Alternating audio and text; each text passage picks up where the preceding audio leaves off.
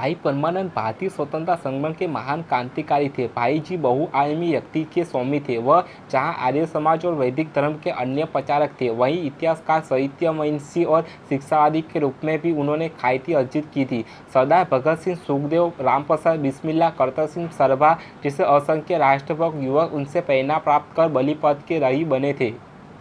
देशभक्ति, राजनीतिक दृढ़ता तथा स्वतंत्रता विचारक के रूप में भाईजी का नाम सदैव स्मरणीय रहेगा।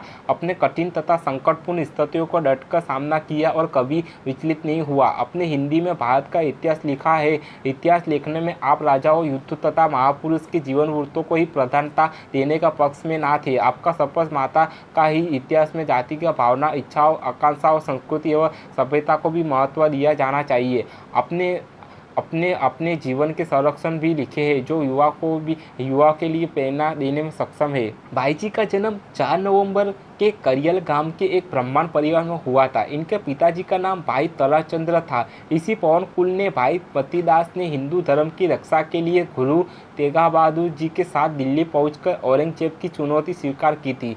सन 1902 में भाई परमानंद ने पंजाब विश्वविद्यालय में स्नातकोत्तर की उपाधि प्राप्त की और लाहौर के दयानंद एंग्लो महाविद्यालय में शिक्षक नियुक्त किए गए। भारत की प्राचीन संस्कृति तथा वैदिक धर्म के आपकी रुचि देखकर महात्मा गांधी हंसराज ने आपको भारतीय संस्कृति का प्रचार करने के लिए अक्टूबर 1904 में अफ्रीका भेजा। डरबन में भाईजी की गांधी जी से भेंट हुई। अफ्रीका में आप तत्कालीन प्रमुख क्रांतिकारी सरदार अजीत सिंह, सूफी अबद प्रसाद आदि के संपर्क में आए। इन क्रांतिकारी नेताओं से संबंध तथा क्रांतिकारी दल की कार्रवाई पुलिस की दृष्टि से छिप ना सकी। अफ्रीका से भाईजी लंदन चले गए। वहां उन दिनों श्री श्यामजी कृष्ण वर्मा तथा विनायक दामोदर सावरकर क्रांतिकारी कार्यों में सक्रिय थे। भाईजी ने इन दोनों के संपर्क में आए। भाईजी सन 1707 में भारत लौट आए। दयानंद वैदिक महाविद्यालय में पढ़ने के साथ साथ वे युवा को क्रांति के लिए प्रेरित करने के कार्य में सक्रिय रहे। सरदार अजीत सिंह तथा लाला लाजपत राय ने उनका निकट का संपर्क था। इसी दौरान लाहौर पुलिस ने उनके पीछे पड़ गई। सन 1990 में भाईजी को लाहौर गिरफ्तार कर लिया गया, किंतु सीधे ही उन्हें जमानत पर ही रिहा कर दिया गया। इसके बाद भाईजी अमेरिका चले गए, वहाँ उन्होंने प्रवासी भारतीयों वैदिक धर्म का प्रचार किया। वह मद्रास उपनिवेश में आपकी प्रख्यात क्रांतिकारी लाला हरदयाल से भेंट हुई।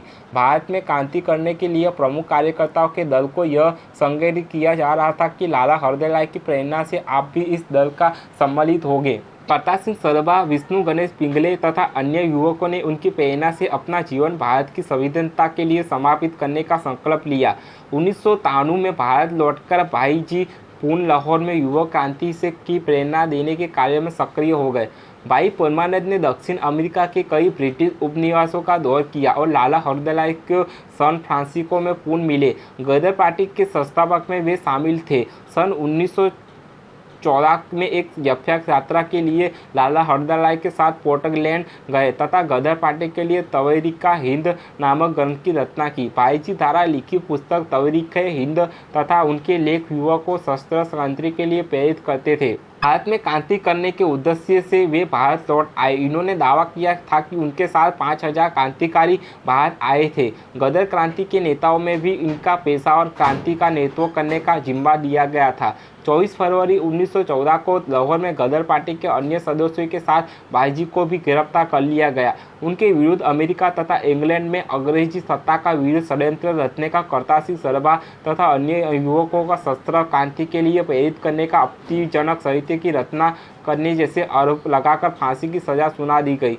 सजा का समाचार मिलते ही देश भर के लोग उद्विग्न हो उठे। अनंततः भाईजी की फांसी की सजा रद्द कर उन्हें आजीवन कारावास का दंड देकर दिसंबर 1914 में अंडमान में भेज दिया गया। उधर भाईजी जेल में अमानवीय यातनाएं सहन कर रहे थे। इधर उनकी धर्मपत्नी श्रीमती भाग्यसुधी धनाभाव के बावजूद पूर्ण स्वाभिमान और साहस के साथ अपना परिवार का पालन पोषण कर रही थी। अंडमान की काल कोठरी के भाईजी को गीत के उपदेश ने सदैव कमेंट बना रखा।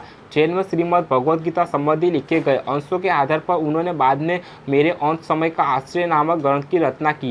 राजनैतिक बंदियों को कठोर कारावास के विरुद्ध भाईजी ने 2 महीने का भूख हड़ताल किया। गांधी जी को जब काला पानी में उन्हें अमानवीय यातना दिए जाने का समाचार मिला तो उन्होंने 19 नवंबर 19 13 को यंग इंडिया एक लेख लिखकर यातनाओं की कठोर भर्त्सना की। उन्होंने भाईजी की रिहाई की मांग की। 20 अप्रैल 1920 को भाईजी को काला पानी जेल से मुक्त कर दिया गया। काले पानी की कठोर कटोरी में 5 वर्षों में भाईजी ने जो अमरवासनीय रचनाएं सहन की, भाईजी द्वारा लिखित मेरी अपवीति पुस्तक में उनका वर्णन पाठकर रोंगटे खड़े हो जाते हैं। वो धर्मवीर द्वारा लिखित क्रांतिकारी भाई परमानंद ग्रंथ में भी इन यातनाओं का रोमांचकारी वर्णन किया गया है।